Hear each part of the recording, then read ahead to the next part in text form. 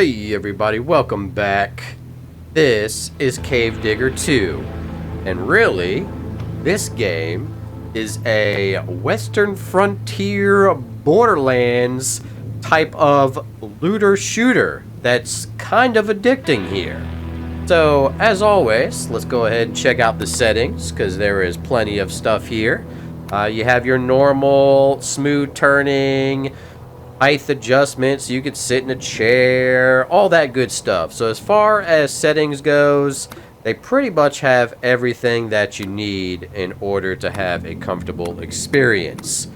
Some really cool things about this game is that you can play multiplayer with friends. I believe it's up to 4 players. There's all kinds of customization where you're basically customizing the way your guns look, your weapons. You can even customize how your environment looks. So the maps are really, really big, and you kind of progress on to certain areas and build up each area as you go. You can change how you kind of look with how much money you make from scavenging. And there's just all kinds of different upgrades that makes the game have a whole bunch of replayability. So I definitely really like that. As you can see here, this is the first area. You've got a little shed over here where you can basically grab all the tools and things that you need. I've got a little revolver, which works fairly well there. Love that a whole lot. Definitely always want to keep that on you. You also have a pickaxe, which is cool for getting all those materials that you need. Definitely really cool. As you can see, you can upgrade your area and just kind of expand upon your little frontier here. And each area is broken down. As you can see here, you can buy more area and expand the area. Basically, so you can mine bigger and better things. So you also do have kind of like a mission board here where you're trying to grab a certain amount of things when you're down inside the mines. But yeah, overall the design looks pretty dang cool. And if you're a fan of Borderlands, this is definitely something you want to mess with. So here is where you go down into the mines to gather all your resources to make money. Basically, all your resources could go down into this little guy here where it spits out money for you. And one cool thing that I like about it is before you go down into the mine, for 50 bucks each spin, you can pull the lever here, and it kind of gives you a random buff to the area when you go down. So sometimes it's more loot, sometimes it's more monsters. It's all just kind of a gamble. Let's go ahead and head down in to the mine for the first time here. Just go ahead and turn the wheel, and as you can see, we are headed down. And there's definitely different levels here. And just like Borderlands, it has this kind of comical thing to it, which is really neat.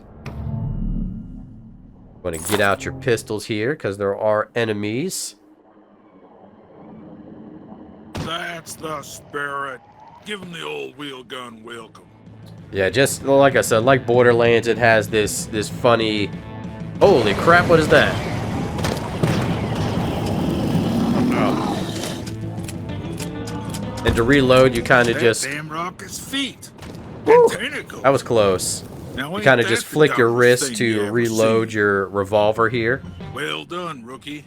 Them things will be in good company down in whatever hell you So you can either pick it off with your axe, like so, or you can shoot it out of the air, which is great too. Sometimes do that. And you pretty much just put it in your backpack there. Right over your shoulder, which is neat. It plays this little sound to make sure that it is in your backpack. It's kind of got like this little crystal type sound. You can light up lanterns. And basically, the more loot you bring out, the more stuff you have to make money off of. So really, you want to pick up anything and everything that you can. The environments look pretty cool. They're very detailed.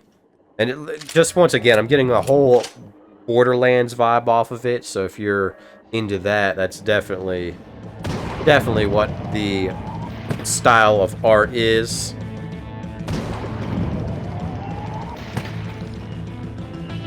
I think it's pretty neat that you can play with your friends too. The deeper you go into the mine, the harder things get. And you gotta upgrade your equipment and things like that to even think about going down there, because it definitely gets wild. Holy moly. That was close. I barely missed that.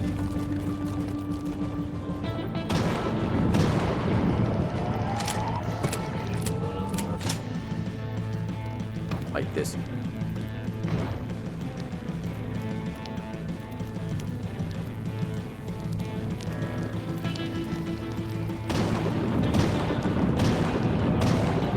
There we go.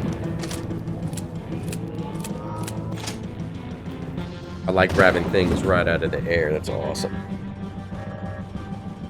Sometimes the enemies have really good drops on them that are worth a whole bunch of money. So if you're definitely into looter shooters, this game is definitely something you want to play for sure. Oh no, watch out. Ooh, that one got me. But a scratch. You've had worse. Come on, rookie. That one definitely got me. Make sure we check the whole entire area for everything that we can.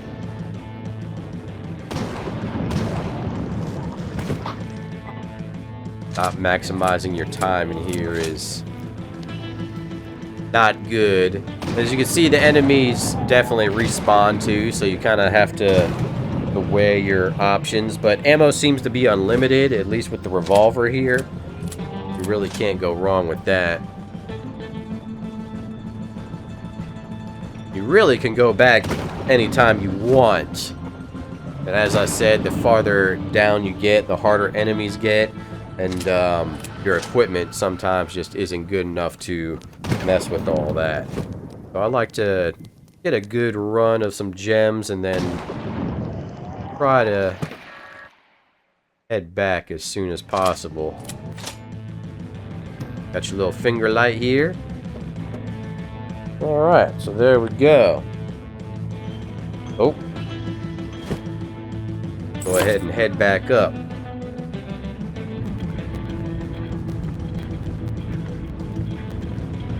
Weird little critters, these Nautiluses. Or not alive. Whatever those tentacly things are. Once you're up Ugly here, enough to make a freight train want to take a dirt road. definitely just put all your stuff into the backpack here. Just keep turning the knob and it automatically comes out of your backpack, and you can see it turns into moolah.